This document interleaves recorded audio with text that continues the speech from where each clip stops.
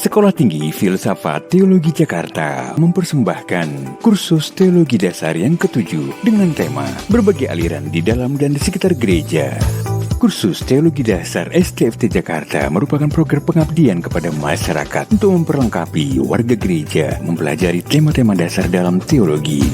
Saksikan pengantar garis-garis besar aliran gereja bersama Pendeta Profesor Jan S. Aritonang PhD, Guru Besar STFT Jakarta, penulis buku Berbagai Aliran di Dalam dan di Sekitar Gereja.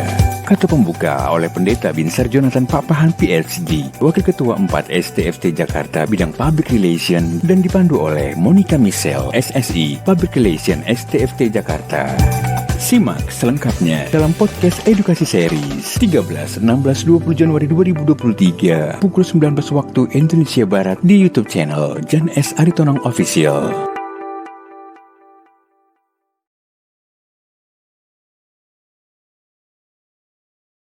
Program dari kantor Wakil Ketua 4 bidang Public Relations yang juga menjadi pengabdian kepada gereja-gereja mengenai isu-isu yang cukup mendasar. Saya lihat Ibu Bapak ada juga yang sudah cukup sering mengikuti kursus teologi dasar, dan kami mengucapkan terima kasih untuk kesetiaan, untuk kebersamaan kita. Sampai saat ini kita terus bersama. Nah, tema untuk seri ke-7 ini adalah soal berbagai macam aliran di dalam dan sekitar gereja. Dan ini adalah topik yang diampu oleh Prof. Aritonang di salah satu mata kuliah. Jadi topik ini menarik sekali karena dia memperlihatkan betapa kayanya kekristenan ini dengan berbagai aliran, dengan berbagai ajaran, juga di mana perbedaan, di mana kesamaan, di mana kita bertemu dan di mana kita agak sedikit berbeda pendapat.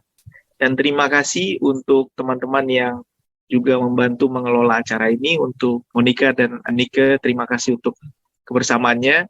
Dan juga terima kasih untuk Prof. Aritonang yang akan menjadi narasumber dalam beberapa topik kita ke depan. Dan untuk membukanya saya mengucapkan selamat mengikuti kursus teologi dasar. Terima kasih banyak untuk kehadirannya. Tuhan memberkati kita selama 10 pertemuan ini. Terima kasih. Saya kembalikan ke Ibu Moni. Terima kasih Pak Binsar untuk sedikit kata pengawal dari pertemuan kita di sesi ini. Bapak Ibu semua, di dalam KTD 7 ini, dalam kurang lebih 1 jam ke depan, kita akan mendengarkan pemaparan materi dari Prof. Yan, dan kita akan masuk ke sesi tanya-jawab. Untuk memulai sesi pada sore menjelang malam hari ini, mari kita membukanya dalam doa, mari kita berdoa. Kami mengucap syukur ya Bapak, jika pada sore menjelang malam hari ini, kami yakin Tuhan memberkati dan juga menyertai sepanjang sesi ini, sehingga kami boleh sama-sama belajar dengan baik, memperlengkapi diri kami dengan lebih baik lagi. Kami juga mau berdoa untuk Profesor Yan yang akan menyampaikan materi. Kau berkati agar Pak Yan boleh membagikan materinya dengan baik dan kami boleh sama-sama belajar satu dengan yang lain. Terima kasih ya Bapak, kami mau serahkan kegiatan ini ke dalam tangan-Mu. Hanya dalam nama anak-Mu, Yesus Kristus, dan dalam kuasa Roh Kudus kami berdoa dan mengucap syukur. Amin. Baik, persilakan Pak Yan. Ya, Bapak Ibu dan saudara-saudara sekalian, peserta kursus teologi dasar yang ke-7, saya agak kaget juga waktu menerima daftar ini, karena ada yang sudah MTH, bahkan ada yang mahasiswa program studi doktor. Loh, kok sudah sejauh itu masih ikut kursus teologi dasar? Ini kayaknya keliru ini saya pikir, tapi ya sudahlah, kita terimalah dengan senang hati.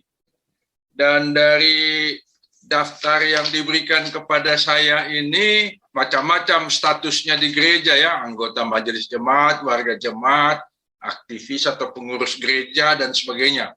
Ada juga mahasiswa teologi. Baik, Ibu Bapak dan saudara sekalian, saya dipercaya untuk menyampaikan topik ini, dan malam ini adalah pengantar atau tinjauan umum untuk sekian banyak aliran yang ada di dunia ini.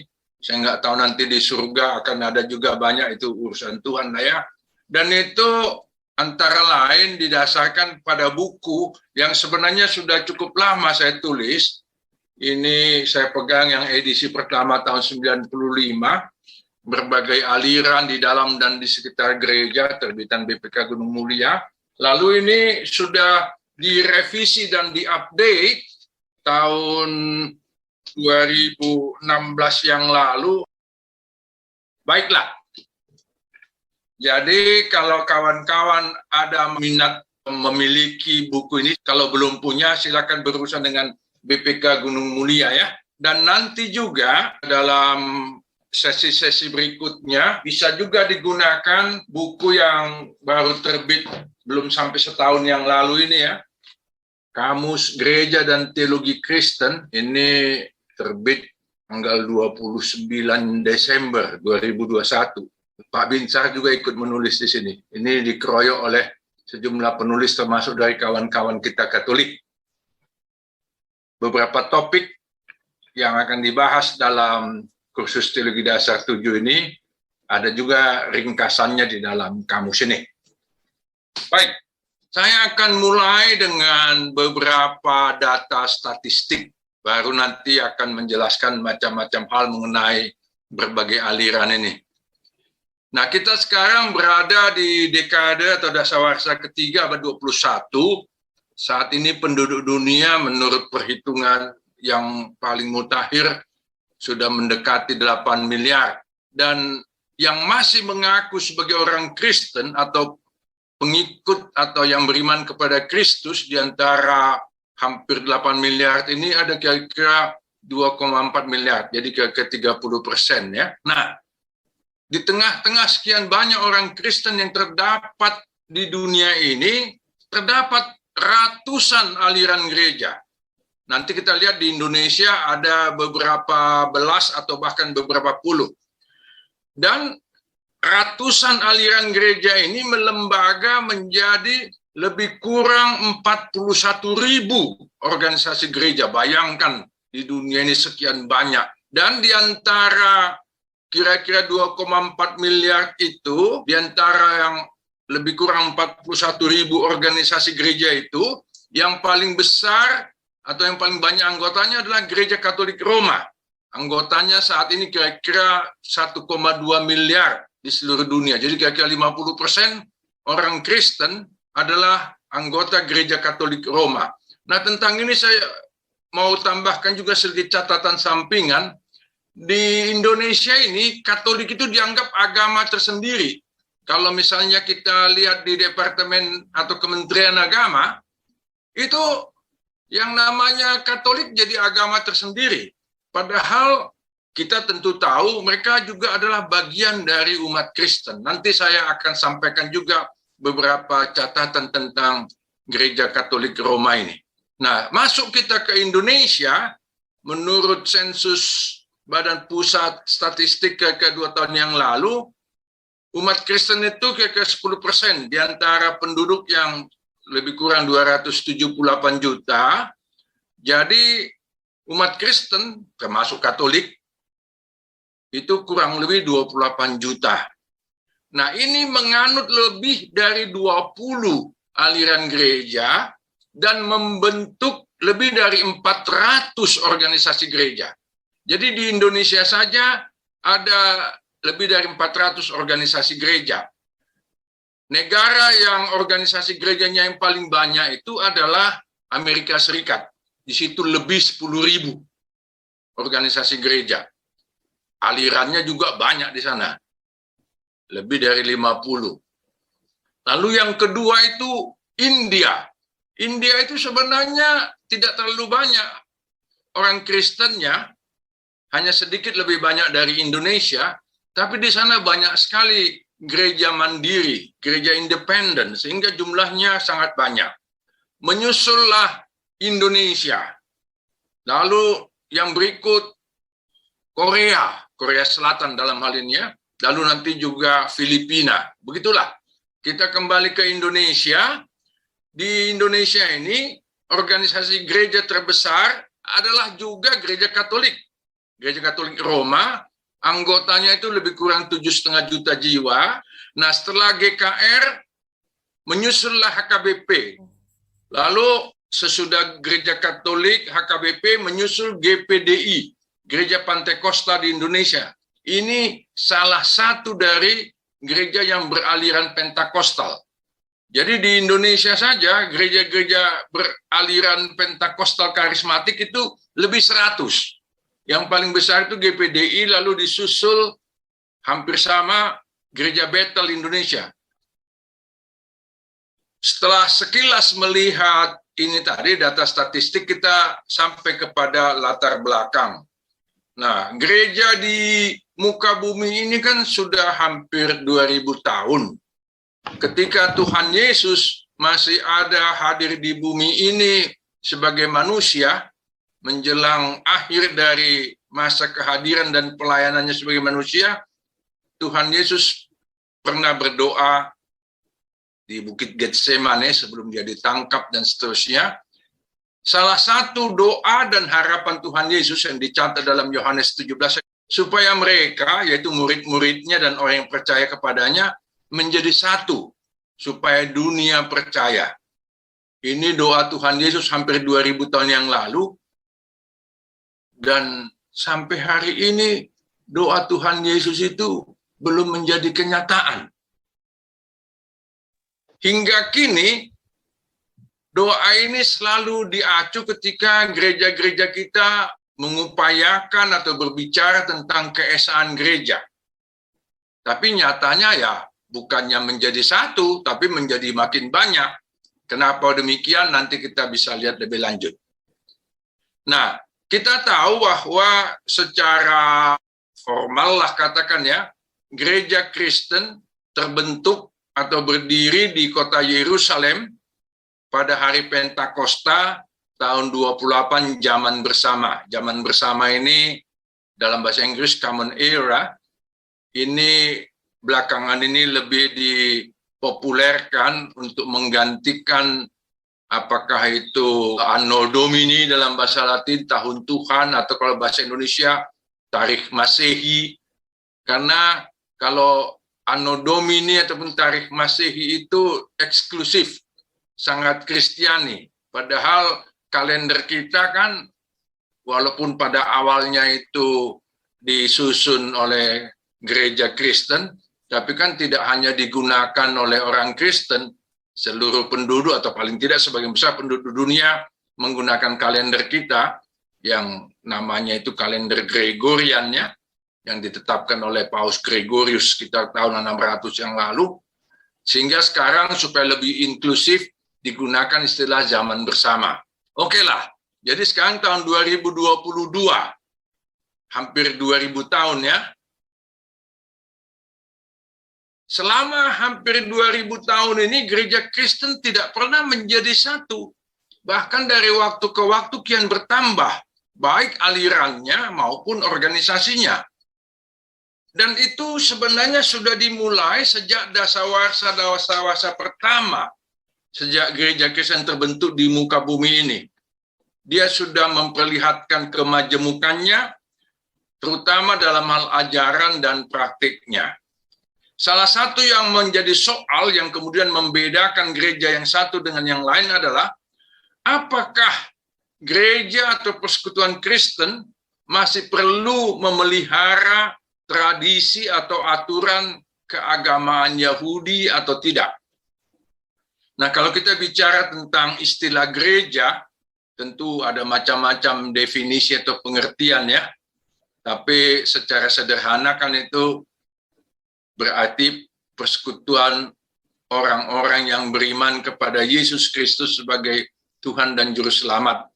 Dan gereja itu punya dua dimensi. Dimensi katakanlah kerohanian, berarti dia adalah persekutuan.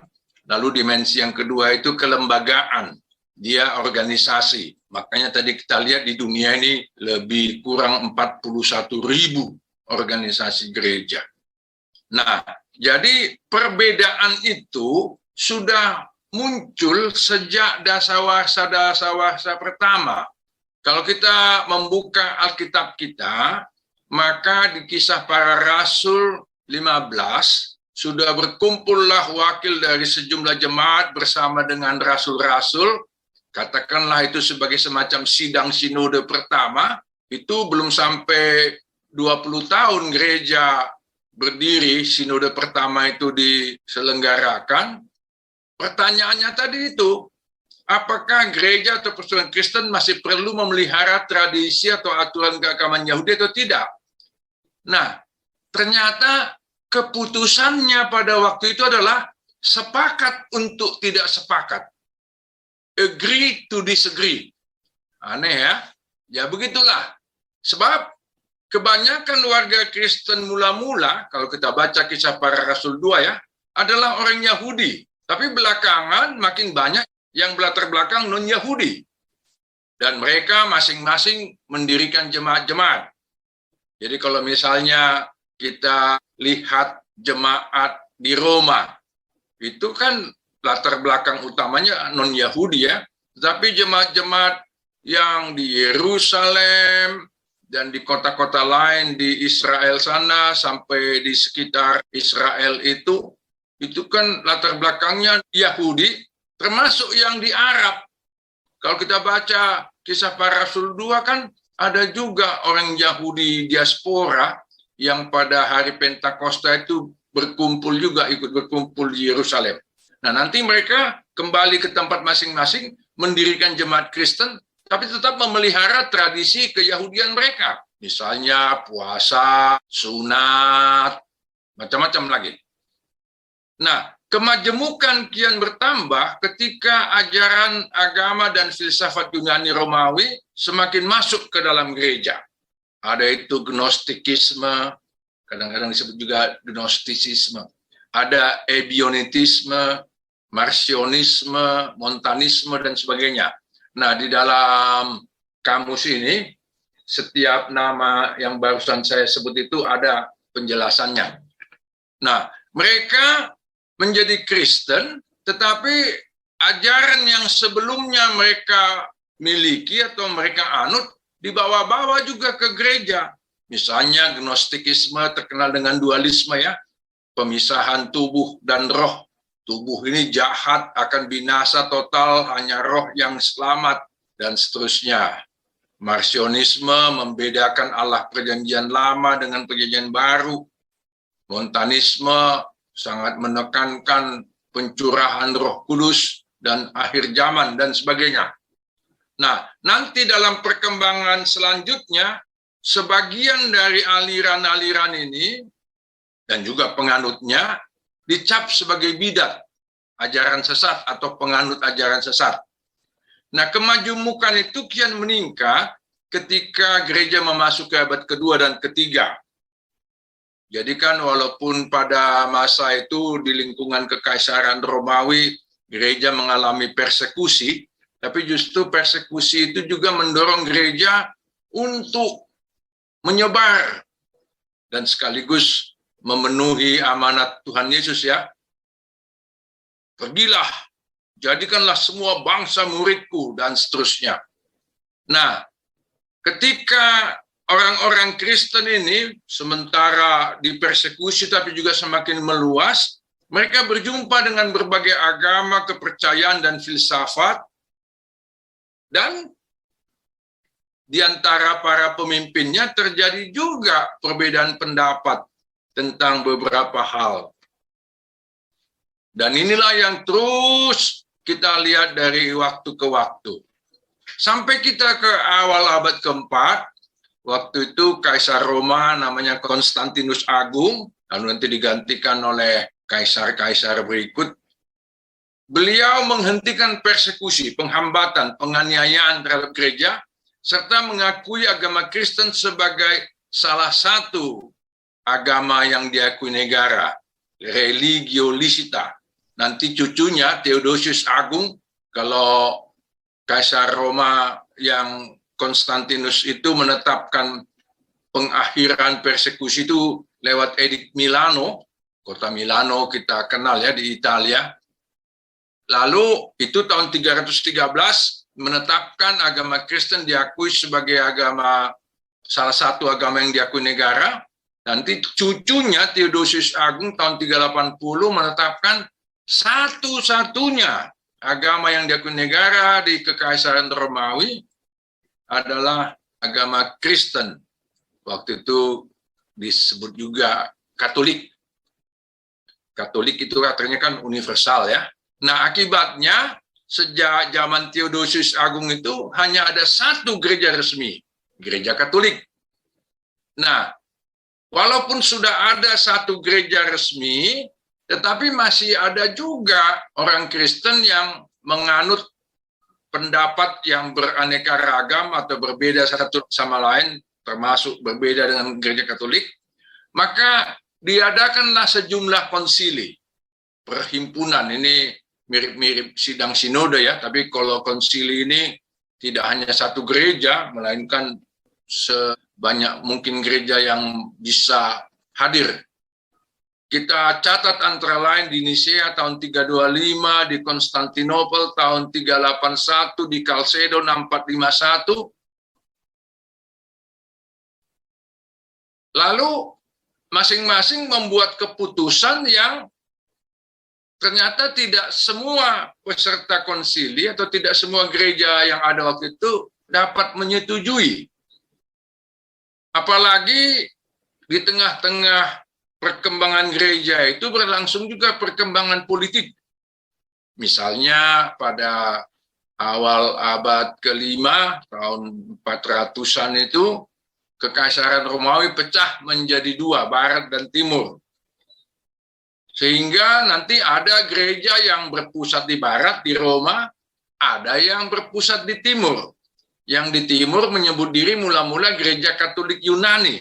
Belakangan mereka lebih suka menggunakan nama Gereja Ortodoks. Kan Gereja Ortodoks juga ada di Jatiwaringin dan sebagainya ya. Nah nanti gereja ini secara definitif berpisah tahun 1054, tetapi sudah sejak abad ke-5 ada pembagian itu, satu di barat, satu di timur. Yang di barat gereja Katolik Roma, yang di timur gereja Katolik Yunani atau gereja Ortodoks.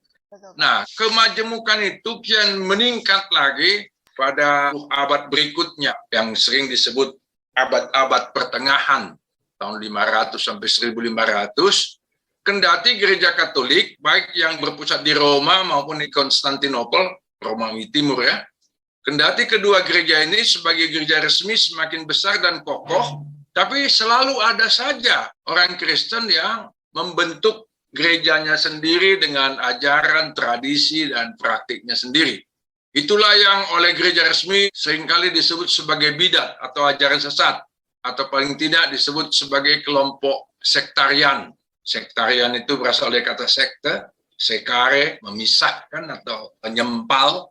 Tapi ada juga yang tidak disebut ajaran sesat ataupun sekte, malah ikut memperkaya kehidupan gereja. Misalnya, ada kalangan Kristen yang sangat menekankan asketisme, baik sebagai paham maupun praktik, bertarak, mengekang diri.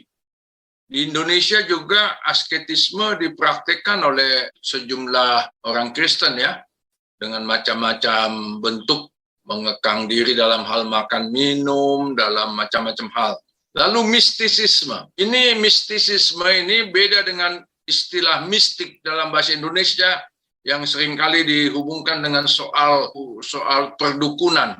Mistisisme ini akar katanya mistika, itu penyatuan. Jadi mistisisme itu menekankan penyatuan antara manusia dengan Tuhan. Masyarakat Jawa itu antara lain manunggaling kawula Gusti. Nah, itu salah satu semboyan mistisisme, menyatunya aku dengan Tuhan. Itu tidak selalu dianggap bidat, malah banyak itu yang diberi tempat di gereja Katolik Roma maupun di Katolik Yunani. Lalu dalam perkembangan selanjutnya, pada abad ke-14 menjelang akhir abad-abad pertengahan itu, banyak warga dan pelayan gereja Katolik Roma di Eropa melihat ajaran gereja Katolik Roma ini dan cara hidup para pemimpinnya kian menyimpang dari Alkitab. Nah, di tengah-tengah situasi seperti itu, muncullah sejumlah tokoh yang berusaha mereformasi ajaran dan perilaku atau cara hidup orang Kristen, terutama para pemimpinnya. Kita catat antara lain nama John Wycliffe di Inggris dan Johannes Hus di Bohemia. sekarang itu di Ceko. Tapi mereka gagal, bahkan mereka dihukum mati, dibakar hidup-hidup.